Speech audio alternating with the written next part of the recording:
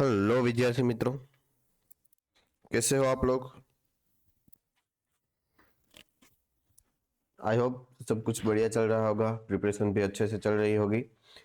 तो आज हम डिस्कस करने वाले हैं हमारा जो क्लास 11th है उसका यूनिट नंबर 16 के बारे में हम डिस्कशन करने वाले हैं, जो है हमारा excretory products and there elimination.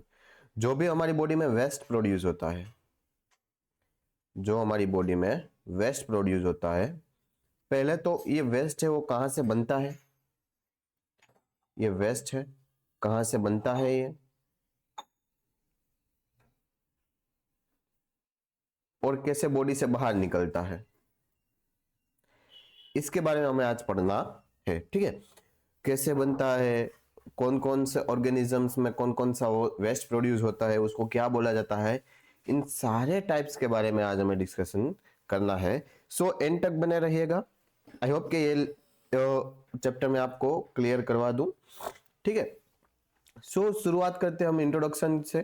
क्या है भाई इंट्रोडक्शन? तो कितने टाइप होते हैं, type of nitrogenous waste. Nitrogenous waste है उसके कितने टाइप होते हैं, पहले मैं आपको थोड़ा सा वेस्ट के बारे में बता देता हूं कि भाई ये वेस्ट क्या है, वेस्ट चीज क्या है। ठीक है, तो हमने पढ़ा इसके आगे के यूनिट में, आपने शायद पढ़ा होगा यूनिट नंबर 15 और 14 में। ठीक है, जो आपका रेस्पिरेशन वाला यूनिट है उसके अंदर आपने पढ़ा होगा कि हर ऑर्गेनिज्म है वो क्या करता है, O2 को इनहेल करता है, और इस O2 को कहां पे ले जाएगा, इस O2 को वो लेके जाएगा टिश्यू और सेल के अंदर। कहां पे लेके जाएगा, टिश्यू और सेल के अंदर, जहां पे क्या होता है, वहां पे होता है मेटाबॉलिज्म। क्या होता है भाई, मेटाबॉलिज्म होता है। और ये जो मेटाबॉलिज्म है वो क्या प्रोड्यूस करेगा, यहाँ पे प्रोड्यूस होगा आपका CO2, कार्बन डाइऑक्साइड प्रोड्यूस होगा। क्या प्रोड्यूस होगा भाई, कार्बन डाइऑक्साइड।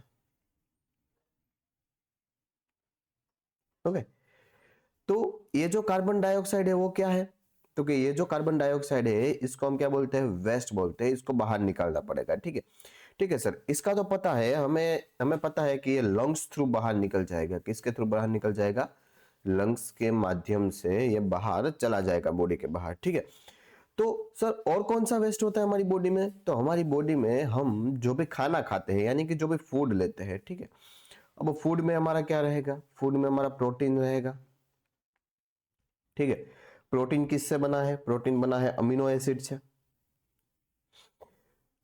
किससे बना है, अमीनो एसिड से बना है। ठीक है, अब होता क्या है, ये जो अमीनो एसिड होता है उसमें क्या होता है, नाइट्रोजन होता है। ठीक है, तो जब भी प्रोटीन का मेटाबॉलिज्म होता है तो थोड़ा सा नाइट्रोजन बिना मेटाबॉलिज्म के बच जाता है, और ये नाइट्रोजन वाला जो प्रोडक्ट है वो क्या क्रिएट करता है, ये वेस्ट क्रिएट करता है। क्या क्रिएट करता है, वेस्ट। या तो ये अमोनिया बनाएगा, या तो ये यूरिया बनाएगा, या तो ये यूरिक एसिड बनाएगा। ठीक है, ये 3 टाइप के जो वेस्ट है ये बनाता है, और ये जो तीनों के तीनों वेस्ट है उसको हमें क्या करना पड़ता है, इसको हमें बॉडी से बाहर निकालना पड़ता है। अगर बॉडी से बाहर नहीं निकालेंगे तो ये बॉडी पे क्या करेगा, ये बॉडी पे एडवर्स इफेक्ट करेगा। क्या करेगा, एडवर्स इफेक्ट है जो वो प्रोड्यूस करेगा। ठीक है, तो अब हम इस तीनों के बारे में देखते हैं। तो type of nitrogen waste in animal, NEET की अगर नीट की बात करें तो नीट के पॉइंट ऑफ व्यू से बहुत इंपॉर्टेंस है। यहाँ से जो है वो क्वेश्चन पूछे जाते हैं। ठीक है, तो पहले हम ऐसे इंफोग्राफिक के माध्यम से समझेंगे, ग्राफिकल माध्यम से, बाद में मैंने थियरी भी नीचे रखी हुई है, बाद में हम थियरी से समझेंगे। ठीक है, तो पहला क्या होता है, पहला है हमारा एमोनिया। क्या है पहला, एमोनिया, जो मोस्ट टॉक्सिक है, सबसे ज्यादा टॉक्सिक है भाई। ये कैसा है, टॉक्सिक मटेरियल, इसको पानी बहुत ज्यादा चाहिए। समझ रहे हो, इसको बाहर निकालने के लिए पानी क्या चाहिए, बहुत ज्यादा चाहिए, क्योंकि highest toxic require immediate dilution, dilution की जरूरत होती है। Water require for the elimination, बहुत ज्यादा वाटर की जरूरत पड़ती है इसको बाहर निकालने के लिए। Very large amount of water is required. तो हमारी बॉडी में तो इतना ज्यादा पानी है नहीं, अगर इतना ज्यादा पानी हम बाहर निकाल देंगे तो हमें डिहाइड्रेशन हो जाएगा। तो अमोनिया जो वेस्ट है वो हमारी बॉडी में देखने को नहीं मिलता। तो ये कहाँ पे देखने को मिलता है सर?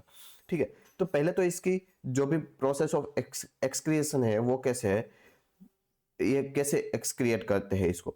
तो जो भी एक्वेटिक एनिमल है, एक्वेटिक एम्फीबियन हो गया, एक्वेटिक इंसेक्ट हो गया, बोनी फिश हो गई, तो ये क्या होता है यहाँ पे, ये सिंपल डिफ्यूजन के माध्यम से, किससे?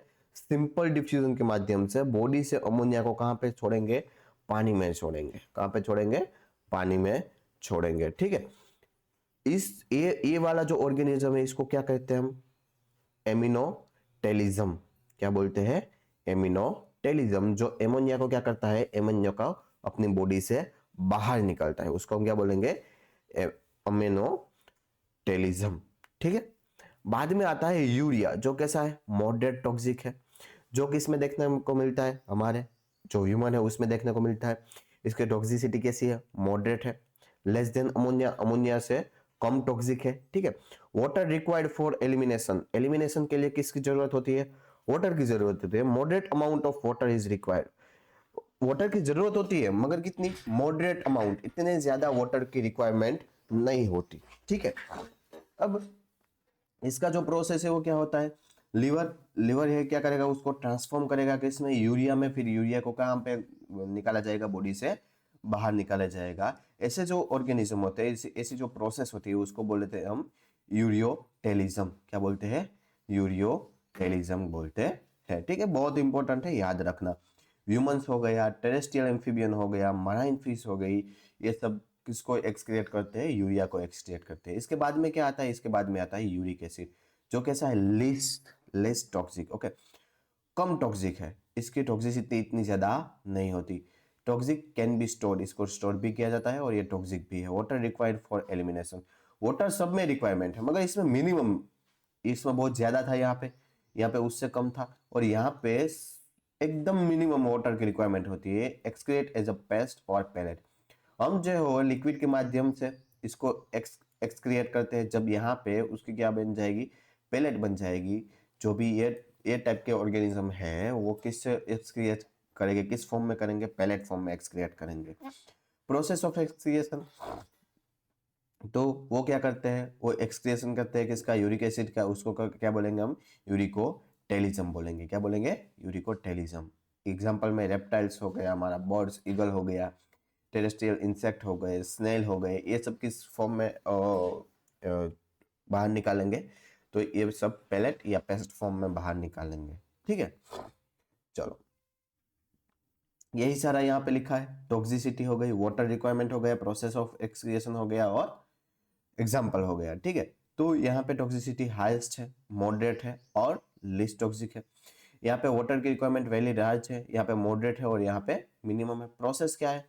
एमिनोटेलिज्म, यूरियोटेलिज्म एंड यूरिकोटेलिज्म बोला जाता है। यहाँ पे एग्जांपल दिया है, बोनी फिश है, एक्वेटिक एम्फीबियंस है, एक्वेटिक इंसेक्ट है, mammals, many terrestrial amphibians, marine fish, reptiles, bird, land snail and insect, इन सब में क्या देखने को मिलता है? हमें यूरिक एसिड देखने को मिलता है। तो हमने ये वाला पॉइंट कवर किया, टाइप ऑफ नाइट्रोजन वेस्ट, कितने टाइप का हमें देखने को मिलता है। ठीक है, अब हम की पॉइंट्स के बारे में बात करेंगे, की पॉइंट्स ऑफ एक्सक्रिएशन मैकेनिज्म। तो जो एमिनोटेलिज्म है, जहाँ पे एमोनिया का क्या हो रहा है? एक्सक्रिएशन हो रहा है, वहाँ वाटर की सबसे ज्यादा जरूरत होती है। ठीक है, क्योंकि ये जो है, कोई भी जो फिश है जो क्या कर रही है? एमोनिया का एक्सक्रिएशन कर रही है। वो कैसे करेगी? तो वो अपने गिल्स के थ्रू, जो अपने गिल्स है और जो बॉडी सरफेस है, वहां से वो क्या करेगी? एमोनिया का डिफ्यूजन करेगी। कहाँ पे? पानी में डिफ्यूजन करेगी। कहाँ पे डिफ्यूजन करेगी भाई? तो क्या ये पानी में डिफ्यूजन करेगी। तो सर पानी में टॉक्सिसिटी नहीं बढ़ जाएगी? नहीं, क्योंकि पानी का कंसंट्रेशन क्या है यहाँ पे? बहुत ज्यादा है। पानी का कंसंट्रेशन क्या है सर? तो बहुत ज्यादा है। इसके लिए यहाँ पे एमोनिया के टॉक्सिसिटी है उसका कुछ अफेक्ट नहीं होगा। ठीक है, बाद में इवोल्यूशन हुआ, टेरेस्ट्रियल ऑर्गेनिज्म आए। तो टेरेस्ट्रियल ऑर्गेनिज्म में क्या बना? तो उसमें बना यूरियोटेलिक। क्या बना? यूरियोटेलिक बना है। ठीक है, अब यूरियोटेलिक है, उसमें किसका एक्सक्रिएशन होता है? यहाँ पे यूरिया जो है उसका क्या होता है? एक्सक्रिएशन होता है। Terrestrial adaptation of water conservation, ये किसके लिए होता है? तो कि यहाँ पे पानी को बचाया जाता है, जो भी पानी है पानी को क्या किया जाता है? बचा। यहाँ पानी की बहुत हाई रिक्वायरमेंट है भाई बच्चों, समझ में आ रहा है? क्या है? पानी की बहुत ज्यादा रिक्वायरमेंट है, ठीक है। जबकि हम हमारी ह्यूमन बॉडी की बात करें तो इसमें वैसे ही पानी कम है, तो हम अमोनिया को बाहर नहीं निकाल सकते। इसलिए हमारा बॉडी क्या करता है? हमारा बॉडी जो अमोनिया है, अमोनिया को कन्वर्ट करता है किस में? यूरिया में कन्वर्ट करता है। कौन करेगा? लिवर करेगा, याद रखना। फिर ये यूरिया कहाँ पे आता है? ब्लड में आता है। और ब्लड से ये यूरिया कहाँ पे आएगा? हमारी किडनी है, किडनी में आएगा, वहां से फिल्टर होके क्या करेगा? एक्सक्रिएट करेगा, बाहर निकल जाएगा। Small amount of urea is retain in the kidney matrix of the some animals to maintain the desired osmolarity. थोड़ा सा अमाउंट है जो यूरिया का, वो क्या करता है? तो कि वो बचा रहता है किडनी में। क्यों? क्योंकि उसको क्या करना है? ऑस्मोलारिटी है, उसको क्या करना है? मेंटेन करना है, ठीक है, इसीलिए। चलो, क्लियर हो रहा है? इतनी बातें समझ में आ रही है भाई सबको? यस और नो? चलो फटाफट, अगर आपको समझ में आ रहा है तो मस्त बढ़िया से एक कमेंट कर दीजिए, और आपके जो भी फ्रेंड्स है उसके साथ इस वीडियो को शेयर कर दीजिए, ठीक है। चलो, अब सर ये ओस्मोलारिटी क्या है? आपने अभी बोला तो सही कि ओस्मोलारिटी, मगर ओस्मोलारिटी है क्या?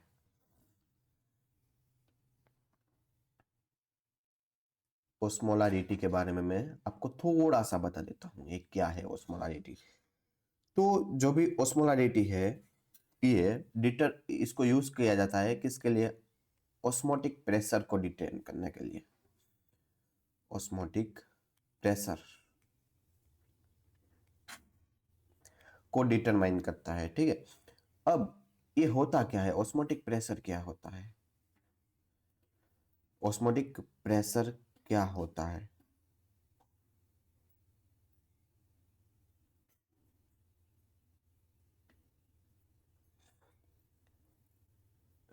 ओस्मोसिस पता है आपको?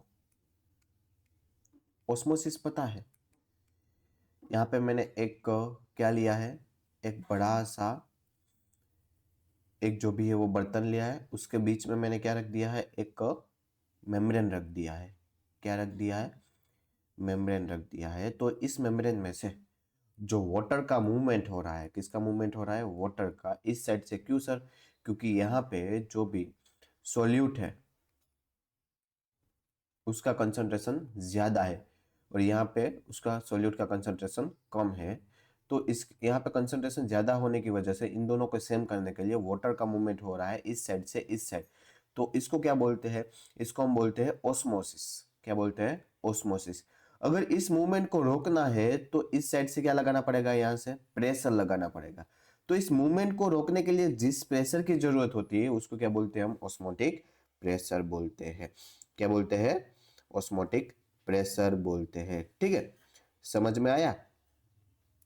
तो ये चीज है जो आपको याद रखनी है, ऑस्मोलारिटी क्या है वो, ठीक है। चलो आगे बढ़े। ओके, तो यहाँ पे वापस वही थियरी दी गई है। एमोनोटेलिज्म क्या है, यूरियोटेलिज्म क्या है, जो भी हमने वहां पे देखा ये यहाँ पे दिया गया है, ठीक है, थियरी फॉर्म में। अगर आपको नोट्स बनानी हो तो इजी रहेगी, इसलिए मैंने यहाँ पे डाला है ये थियरी, ठीक है। वरना ये जो इमेज है वो इनफ है। अब कौन से ऑर्गेनिज्म में कौन सा एक्सक्रेटरी सिस्टम होता है या एक्सक्रेटरी ऑर्गन होता है, उसके बारे में हम अगर बात करें तो यहाँ पे पहला क्या है? प्रोटोनेफ्रिडिया, ओके, जिसको हम फ्लेम सेल बोलते हैं। क्या बोलते हैं? Flame cell. आपने चैप्टर नंबर 4 में देखा होगा फ्लेम सेल किस में देखने को मिलता है। फ्लेम सेल किस में देखने को मिलता है? तो ये क्या है? प्लेनेरिया है। प्लेनेरिया की बॉडी में ये जो एक्सक्रेटरी पोर है उसके ऊपर एक क्या देखने को मिलता है? फ्लेम सेल देखने को मिलता है। और फ्लेम सेल में ऊपर की साइड क्या होगी? सिलिया होगी, ठीक है। तो इसका इसका जो वर्क है वो क्या है? Primary osmo regulation. क्या करता है? ऑस्मोसिस को रेगुलेट करता है। Ion and fluid volume regulation, जो बॉडी में जितने भी आयन है और जो फ्लूइड है उन दोनों के बीच में क्या बनाता है? ये रेगुलेशन करता है। उस ये इसका काम है। कहाँ किस में देखने को मिलता है?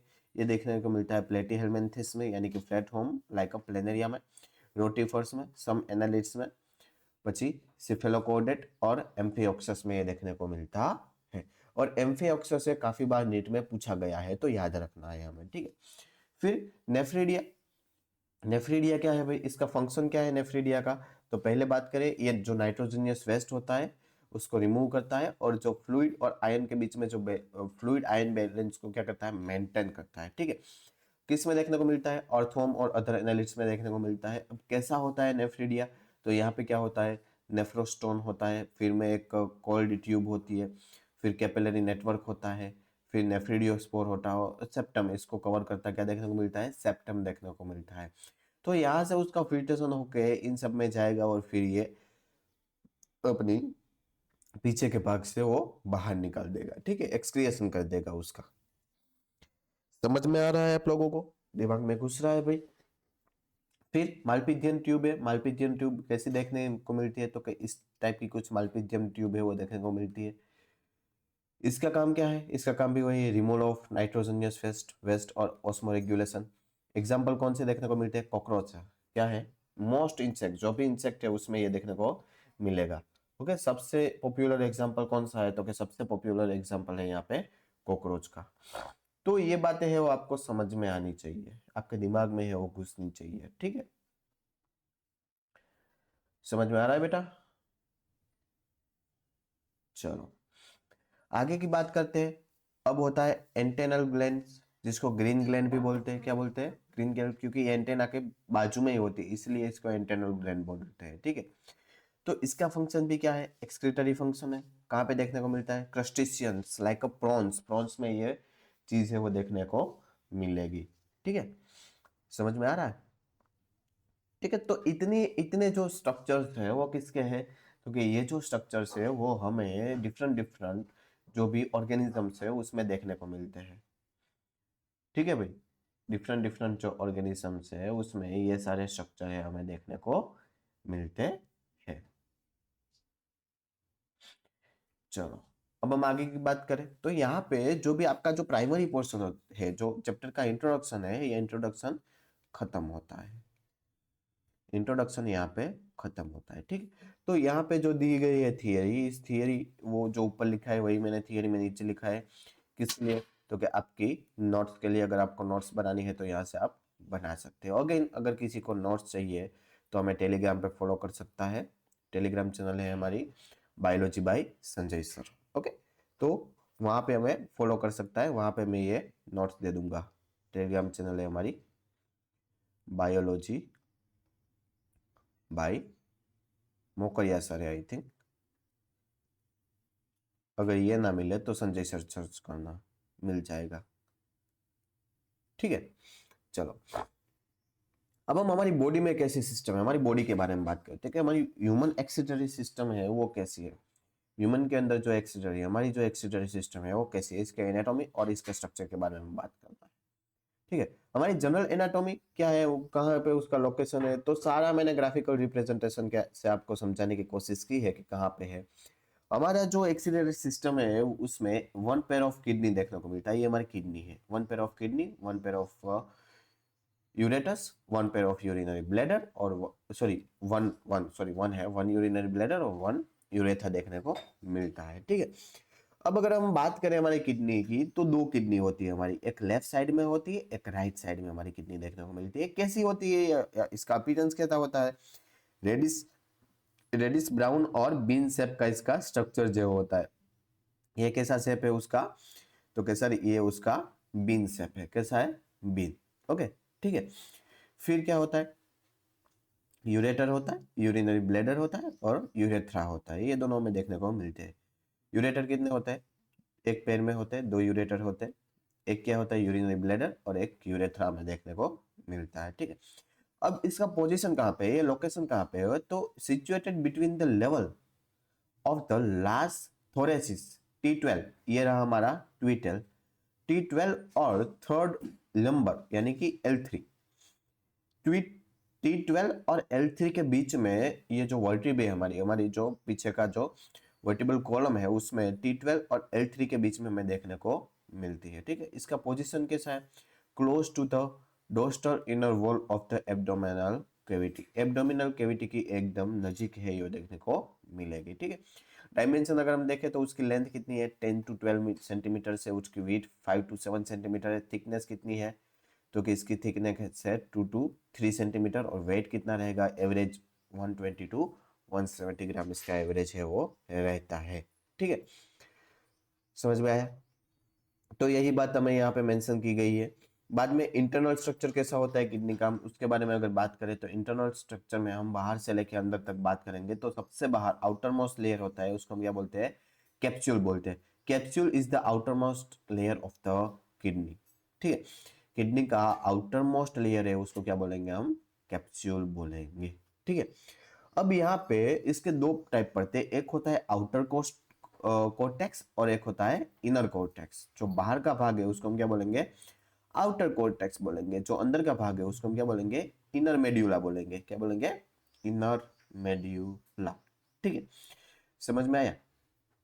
अब जो यहाँ पे हिलम है यानी कि जिसको क्या बोलते हैं हम, नोच बोलते हैं, तो ये क्या है, नोच है वो क्या है, तो अ नोच toward the centre of the inner concave surface. जो इनर कॉनकेव सरफेस है वहां पर हमें क्या देखने को मिलता है, नोच देखने को मिलता है। और ये जो हिलियम है उसका काम क्या है, इसका फंक्शन है ureter blood vessels and nerve enter through the helium. ये जो सेंटर है यहाँ से सारी जो है आर्टरी हो गई, वेन हो गई, नर्व हो गई, यूरेटर हो गए, ये सब यहाँ से क्या करता है भाई, एंटर करता है। क्या करता है, एंटर करता है। बाद में क्या देखने को मिलता है, बाद में देखने को मिलता है हमें रीनल पेल्विस। क्या देखने को मिलता है, रीनल पेल्विस। ये जो भाग है, ये जो भाग है पूरा, जो कैसा दिखेगा हमें, तो ये फनल शेप देखेगा। फनल शेप यानी कुछ ऐसा हमें देखने को मिलेगा, ऐसा फनल फनल जैसा देखने को मिलेगा। ठीक है, funnel shape space inner to the hilum. Hilum के अंदर जो भी है वो फनल जैसा शेप है। और इसके अंदर हमें क्या देखने को मिलता है, कैलिक्स और कैलिक्स। ओके, कैलिक्स यानी ये जो सारे हैं इसको हम क्या बोलेंगे, कैलिक्स बोलेंगे। क्या बोलेंगे, कैलिक्स बोलेंगे। Projection the of renal pelvis. Renal pelvis के अंदर हमें क्या देखने को मिलेंगे, रीनल पेल्विस के अंदर हमें कैलिक्स देखने को मिलेंगे। ठीक है, उसके बाद होता है इंटरनल जोन। एक आउटर कॉर्टेक्स है, एक इनर मेड्यूला है। उसमें क्या होता है, मेड्यूलरी पिरामिड्स होता है। कॉन्केल masses formed by the division of the medulla, they project into the calyx। Calyx के अंदर ये जो मेड्यूला है, सॉरी रीनल मेड्यूला है, कोलिक्स कैलिक्स के अंदर हमें क्या देखने को मिलेंगी, ये जो ये हमारा कैलिक्स है, ये भी हमारा कैलिक्स है, ये भी हमारा कैलिक्स है, ये भी हमारा कैलिक्स है। कैलिक्स के ऊपर की साइड हमें क्या देखने को मिलेगा, कैलिक्स के ऊपर के साइड हमें ये जो पिरामिड है, पिरामिड टाइप हमें स्ट्रक्चर देखने को मिलेगा। ठीक है, फिर column of Bertini. Column of Bertini NEET के पॉइंट ऑफ व्यू से बहुत इंपॉर्टेंट है। The cortical region that extend in the between medullary pyramids as a renal column. जो दो दो पिरामिड है, ये जो दो पिरामिड के बीच का ये जो भाग है, इसको हम क्या बोलते हैं, इसको हम बोलते हैं कॉलम ऑफ बर्टिनी यानी, और रीनल कॉलम इसको बोला जाता है। ठीक है, और क्या बोला जाता है, रीनल कॉलम बोला जाता है। तो ये जो पूरा है वो इंटरनल स्ट्रक्चर है किसका, किडनी का। और क्या है इसमें, इसमें देखने को मिलता है हमें रीनल पेप्लिया, फिर नेफ्रॉन देखने को मिलेगा, रीनल कॉपर्सल्स देखने को मिलते हैं। तो ये सारी जो चीजें हैं वो हमें किडनी के स्ट्रक्चर में देखने को मिलती है। ठीक है, अब हम बात करते हैं नेफ्रॉन के बारे में। भाई नेफ्रॉन क्या है, तो नेफ्रॉन हमारा फंक्शनल यूनिट है किडनी का। किसका फंक्शनल यूनिट है, किडनी का फंक्शनल यूनिट है। हमारी जो वन किडनी है उसके अंदर हमें कितने ये जो नेफ्रॉन देखने को मिलते हैं, यहाँ पे 10 लाख जितने नेफ्रॉन है वो देखने को मिलते हैं। कॉम्प्लेक्स ट्यूबुलर स्ट्रक्चर है किडनी का। कैसा स्ट्रक्चर है, ये कॉम्प्लेक्स स्ट्रक्चर है। ठीक है, पहला पहला जो स्ट्रक्चर रहेगा वो क्या रहेगा, जो उसको हम बोलते हैं रीनल कॉर्पस्कल्स और मालपिडियन बॉडी बोलते हैं। क्या बोलते हैं, मालपिडियन बॉडी। यहाँ पे क्या होता है, यहाँ पे होता है एक फिल्ट्रेशन। ओके, जिस पूरा चीज है इसको बोला जाता है बाउमैन कैप्सूल।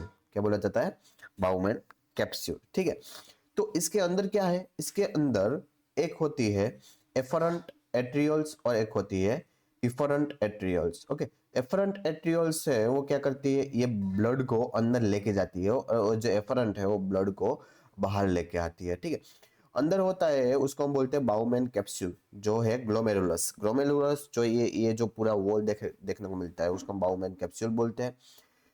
ये जो बाउमैन कैप्सूल के अंदर बहुत सारी हमें क्या देखने को मिलेगी, वेसल्स देखने को मिलेगी। यहाँ पे क्या होगा, यहाँ पे जो भी वेस्ट है वो यहाँ पे बाहर निकल जाएगा। आगे हम पढ़ेंगे कि कैसे वो वेस्ट बाहर निकलता है। इसके एकदम नजीक क्या देखने को मिलता है हमें, पीसीटी। पीसीटी का proximal convoluted tubules, highly cold structure होता है। फिर हमें देखने को मिलता है हेनले लूप, हेयरपिन सेप्ट होता है। फिर हमें देखने को मिलता है डीसीटी, डिस्टल कॉन्वोल्यूटेड ट्यूब्यूल्स, जो हाईली कोल्ड होता है। Region continue from the ascending limb, ये रीजन में हमें देखने को मिलता है। बाद में हमें देखने को मिलती है कलेक्टिंग डक्ट, जहां पे जो भी यूरिन है वो क्या होगा, कलेक्ट होगा। तो यूरिन कैसे बनता है, कहाँ जाएगा, क्यों जाएगा, कैसे जाएगा, ये सारी चीजें हमें इसमें देखने को मिलेगी। ठीक है, इसमें हम पढ़ेंगे। तो ये नेफ्रॉन है। नेफ्रॉन क्या है, तो नेफ्रॉन की जो जो भी क्वांटिटी हो कितनी है, 10 लाख पर किडनी। एक किडनी में हमें कितनी मिलेगी, 10 लाख जितनी मिलेगी। इसके दो मेन पार्ट है। पहला हुआ है ग्लोमेरुलस और टफ ऑफ कैपिलरीज जिसको बोलते हैं। यहाँ पे form by efferent arterioles of fine branch of a renal artery, जो रीनल आर्टरी है जो ब्लड अंदर लेके जाती है। दूसरा है blood is carried away by the efferent arterioles, जो ब्लड को आउट ले जाएगा, वहां से बाहर निकालेगा। रीनल ट्यूब्यूल्स है या इसकी इसकी जो शुरुआत होती है वो किससे होती है, beginning with the Bowman capsule. किससे होती है, बाउमैन कैप्सूल से होती है। जो माल्पिजियन बॉडी है रीनल कॉर्पस्कल्स है, जिसमें ग्लोमेरुलस एंड बाउमैन कैप्सूल दोनों है। ठीक है, इसके बाद यहाँ पे उसका ट्यूबुलर प्लाथ है वो देखने को मिलता है। बाउमैन कैप्सूल है वो कैसी है, double wall cup like structure है, जो इनक्लोज है, पूरा क्लोज है। किससे, ग्लोमेरुलस से। फिर पीसीटी देखने को मिलता है, proximal convoluted tubules, highly coiled network following the Bowman capsule. जो बाउमैन कैप्सूल है उसके बाद में क्या देखने को मिलता है, उसके बाद में एक ट्यूबुलर जो है वो कैसा स्ट्रक्चर है, जो कोइल्ड है। कोइल्ड यानी कि पूरा एक दूसरे के नजीक है। बाद में होता है हेनलेस लूप, जो कैसा स्ट्रक्चर, हेयरपिन लाइक स्ट्रक्चर है with ascending and descending limbs. फिर होता है DCT, distal convoluted loop tubules, highly coiled region continue from the ascending limb. Ascending limb से जो भी रीजन है, ये जो रीजन है असेंडिंग लिम्ब से सारा, उसको हम क्या बोलते हैं, डीसीटी बोलते हैं। और लास्ट में होता है collecting drug. A straight tube where the DCT of many nephrons open, many collecting duct converge and open into the renal pelvis through the medullary pyramid in the calyx. Okay, ये जो collecting duct है वो कहाँ पे open होती है, जो जो कैलिक्स है, कैलिक्स के अंदर ये डक्ट्स है वो ओपन होती है।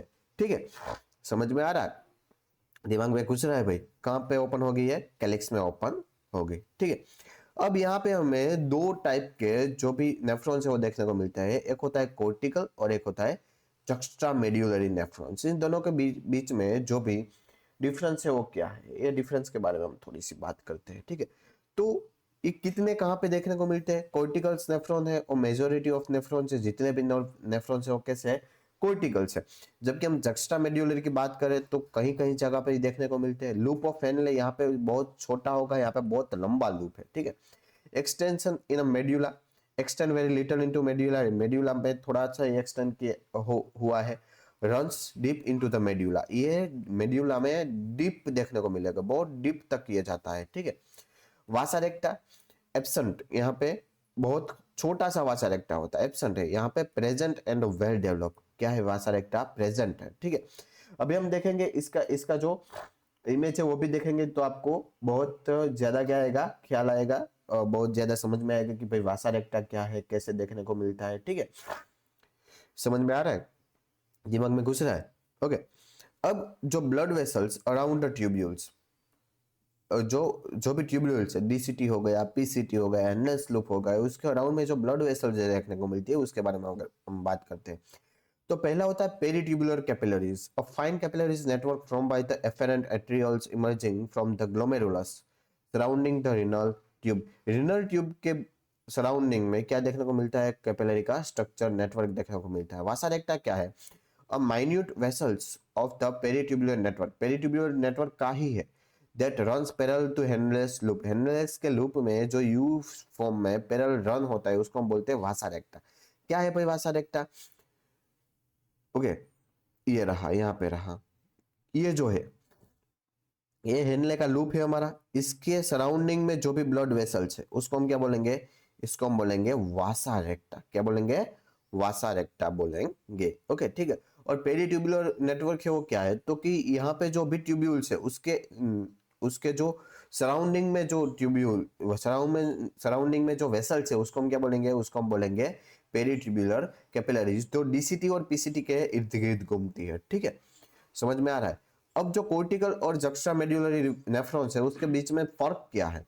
अगर कोर्टिकल नेफ्रॉन्स के बारे में अगर हम देखें तो कोर्टिकल नेफ्रॉन्स कहाँ तक फैला रहेगा, तो ये जो कोर्टिकल नेफ्रॉन्स है ये 85% मिलता है हमें देखने को, पूरे जो नेफ्रॉन्स है उसमें से 85% हमारे क्या रहेगा, 85% है वो रहेंगे हमारे जो भी कोर्टिकल नेफ्रॉन्स है वो कितने, 85%। ठीक है, और जो सिर्फ 15% है वो क्या हमें देखने को मिलेंगे, जक्स्ट्रा मेड्यूलरी नेफ्रॉन्स। क्या मिलेंगे देखने को, जक्स्ट्रा मेड्यूलरी नेफ्रॉन्स देखने को मिलेंगे। यहाँ पे लूप ऑफ ये जो हेनले है ये कैसा है, छोटा सा है। यहाँ पे क्या है, बहुत बड़ा लूप ऑफ हेनले देखने को मिलता है। Extension into the medulla, medulla में ये कोर्टेक्स हो गया और इसके अंदर मेड्यूला है, मेड्यूला में ये थोड़ा सा ही एक्सटेंस हुआ होता है, जबकि ये लगभग बहुत डीप जाता है मेड्यूला में। ये मेड्यूला का पोर्शन है, यहाँ पे ये क्या जाएगा, बहुत डीप तक अंदर जाएगा। ठीक है, समझ में आ रहा है, दिमाग में घुस रहा है। ठीक है, फिर क्या होता है, यहाँ पे वासा रेक्टा हमें कहीं पे देखने को नहीं मिलेगा, जबकि यहाँ पे वासा रेक्टा है वो प्रेजेंट रहेगा। इसके बाजू में क्या देखने को मिलेगा हमें, इसके बाजू में हमें देखने को मिलेगा वासा रेक्टा। ठीक है, चलो हम आगे बढ़ते हैं। तो ये बात की हमने स्ट्रक्चर की और एनाटॉमी की। यहाँ पे हमने किसकी बात की, यहाँ पे हमने बात की स्ट्रक्चर एंड एनाटॉमी की बात की है। ठीक है, अगर समझ में आ रहा हो, दिमाग में अच्छे से घुस रहा हो, तो वीडियो को लाइक करिएगा, अपने दोस्तों के साथ शेयर करिएगा और चैनल को सब्सक्राइब करिएगा। ठीक है, डन। और ये नोट चाहिए तो टेलीग्राम पे हमें फॉलो कीजिएगा, बायोलॉजी बाय संजय सर और मोकरिया सर सर्च करिएगा, हमारी चैनल आ जाएगी। ठीक है, या तो मैं जो कमेंट में है पिन कर दूंगा, अपनी चैनल का लिंक है वो कमेंट्स में, कमेंट सेक्शन में पिन कर दूंगा, तो आप वहां से भी उसको ज्वाइन कर सकते हो। ठीक है, ये नोट्स आपको वहां पे मिल जाएंगे अगर किसी को ये चाहिए तो। चलो अब हम किसकी बात करेंगे, अब हम हमारे नेक्स्ट टॉपिक की बात करते हैं जो है यूरिन फॉर्मेशन। अब यूरिन जो है वो कैसे बनता है, यूरिन बनता कैसे है सर, उसकी पूरी प्रोसेस क्या है। इस प्रोसेस को हम 3 स्टेप में डिवाइड करते हैं। एक होता है ग्लोमेरुलस फिल्ट्रेशन, फिर होता है रीअब्जॉर्प्शन और होता है सिक्रिएशन। तो इन 3 प्रोसेस को हम बारी बारी से समझेंगे। तो पहले क्या है, पहला जो है उसको हम बोलते हैं glomerulus formation, sorry glomerulus filtration. Okay, और फॉर्मेशन भी बोलते हैं इसको, ये इसको बोलते हैं हम अल्ट्रा फिल्ट्रेशन, क्योंकि यहाँ पे बहुत फाइन लेवल पे क्या होता है, यहाँ पे बहुत फाइन लेवल पे फिल्ट्रेशन होता है। Glomerulus filtration the very first step in the urine formation, urine formation का पहला स्टेप है। यहाँ पे क्या होता है, यहाँ पे ब्लड वॉल्यूम एंड फ्लो कैसे होता है हम देखेंगे। Total blood filters by the kidney 1100 to 1200 ml per litres, यानी 1100 से लेके 1200 ml तक एक मिनट में किडनी क्या करती है, ब्लड को फिल्टर करती है। ठीक है, जो कार्डियक आउटपुट, इसका रेशियो क्या है, कार्डियक आउटपुट कितना निकलता है, दिस कॉन्स्टिट्यूएंट रफली 150%। आगे के चैप्टर में आपने देखा होगा कि कार्डियक आउटपुट कितना है एक मिनट में, 5 लीटर। कितना है एक मिनट में, 5 लीटर। यहाँ पे फिल्टर कितना हो रहा है, 1 लीटर है वो फिल्टर हो रहा है, तो इसका कितना रेशियो है, 1/5 रेशियो है। ठीक है, ये रेशियो खास याद रखना, इंपॉर्टेंट है, नीट में पूछा जा सकता है। ओके, क्या बताया मैंने, जो भी हमारा कार्डियक आउटपुट है, कार्डियक आउटपुट यानी कि क्या, हमारा जो हार्ट है, हमारा जो हार्ट है एक मिनट में कितना ब्लड है उसको बाहर निकालता है, तो इसका अमाउंट है 5 लीटर। और जो हमारी किडनी है वो कितना ब्लड फिल्टर करती है, फिल्टर कैपेसिटी कितनी है, तो इसके फिल्टर कैपेसिटी है 1100 से लेके 1200 ml तक पर मिनट। तो ये कितना हुआ, इसको हम रफली 1 लीटर लेके चलते हैं, तो ये कितना रेशियो हुआ, 1/5 रेशियो हुआ, किससे, जो कार्डियक आउटपुट है उससे। ठीक है, तो ये बातें हैं आपके दिमाग में घुसनी चाहिए, आपको एकदम मस्त क्लियर होनी चाहिए।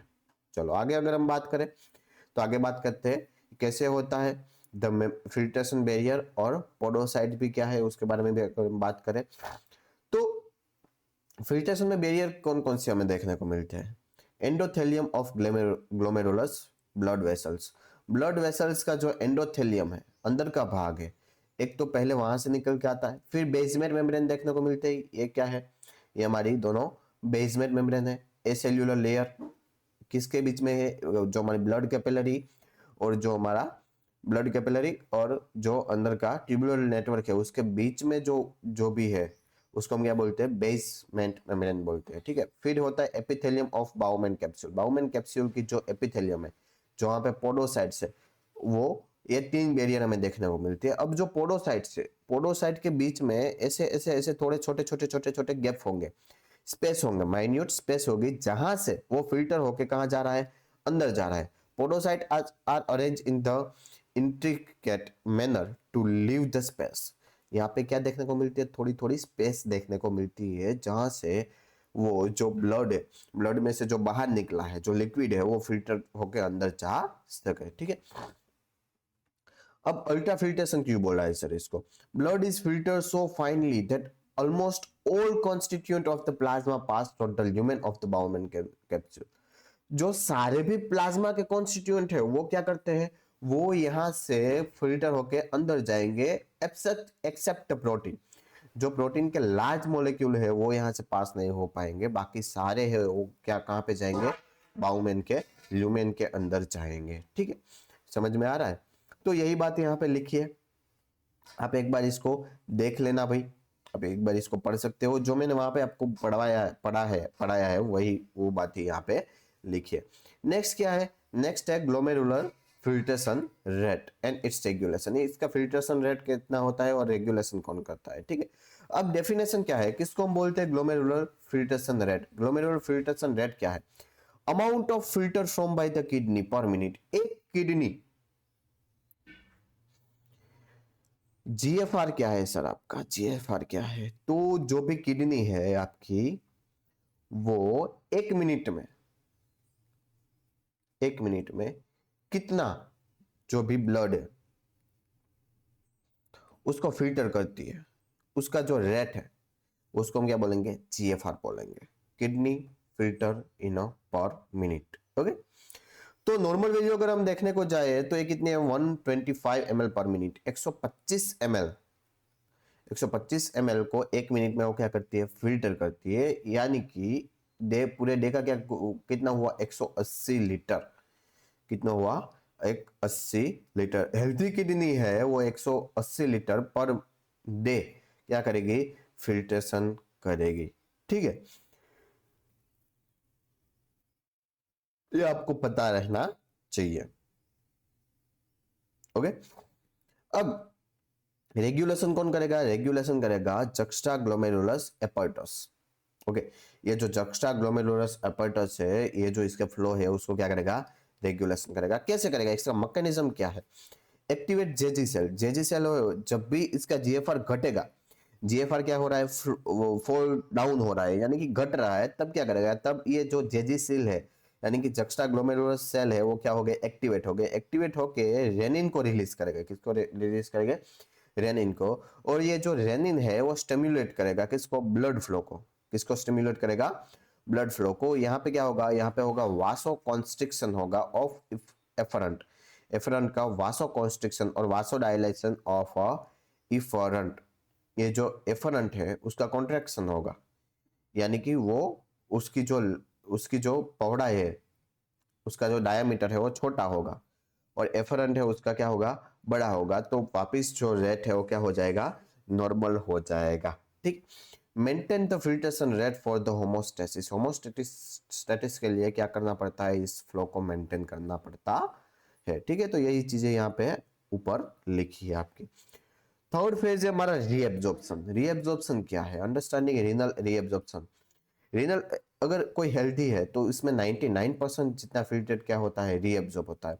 180 लीटर है वो क्या हुआ, फॉर्म हुआ, तो ये रीएब्जॉर्ब कितना होगा, इसमें से तकरीबन 178.5 लीटर पर डे क्या हो जाएगा, रीएब्जॉर्ब हो जाएगा। और सिर्फ 1.5 लीटर है वो क्या फॉर्म होगा, यूरिन फॉर्म होगा। ठीक है, तो nearly 99% of the filtrated absorb, 99% filtrate क्या हो रहा है यहाँ पे, एब्जॉर्ब हो रहा है। मोड ऑफ रीअब्जॉर्प्शन, रीअब्जॉर्प्शन कितने टाइप से होता है, दो टाइप से होता है सर, एक एक्टिवली रीअब्जॉर्प्शन होता है, एक पैसिवली रीअब्जॉर्प्शन होता है।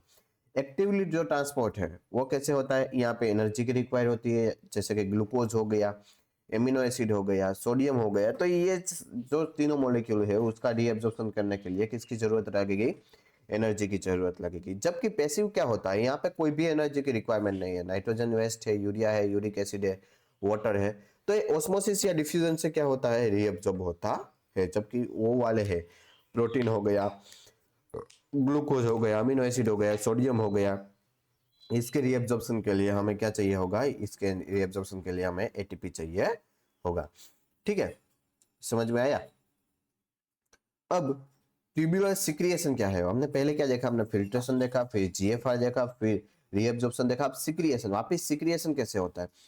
जो भी सब्सटेंस है, substance create the tubular cells secret H plus K plus and ammonia into the filtrate. जो भी फिल्ट्रेट है उसमें वो क्या क्या सीक्रेट करेगा, हाइड्रोनियम आयन है, पोटेशियम आयन है, और जो अमोनिया है उसको क्या करेगा, उसमें सीक्रेट करेगा। मेन फंक्शन क्या है, it is important step as it help the maintain ionic और acid base balance of the body fluid.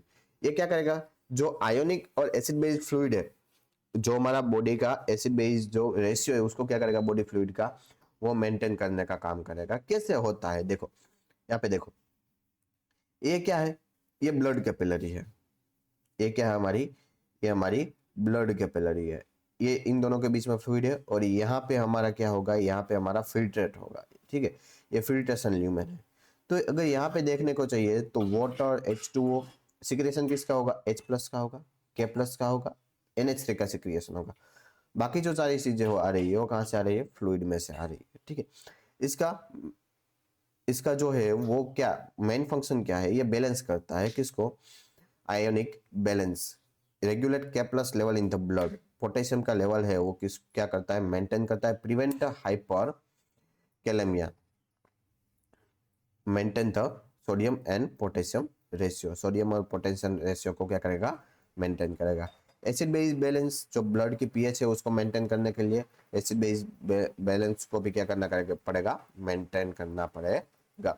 ये essential step for removing waste का रिमूव करने के लिए, फ्लूइड का मेंटेन करने के लिए, ये क्या है, एसेंशियल फ्लूइड है, इसीलिए इसको क्या बोला है, इम्नियोस्टेटिस बोला है। ठीक है, समझ में आया। तो ये चीज क्या थी, ये चीज थी कि यूरिन कैसे, इसका फिल्ट्रेशन कैसे होता है, क्या फॉर्मेशन होगा, कैसे कैसे होगा, ये जो भी सारी चीजें हैं इसके बारे में हमने बात किया। ओके, अभी हमें क्या बात करनी है, तो जितने भी ट्यूब्यूल्स है, पीसीटी है हमारा, डीसीटी है, जो भी जितने भी ट्यूब्यूल्स है उसका क्या रोल है। ठीक है, तो इसको हम डन करेंगे नेक्स्ट लेक्चर में। ठीक है, इस लेक्चर में हम यहाँ तक रखते हैं। Thank you so much lecture देखने के लिए। Do like, share and subscribe. अगर नोट्स चाहिए तो हमारे जो भी टेलीग्राम चैनल है उसको ज्वाइन कर लो। ठीक है।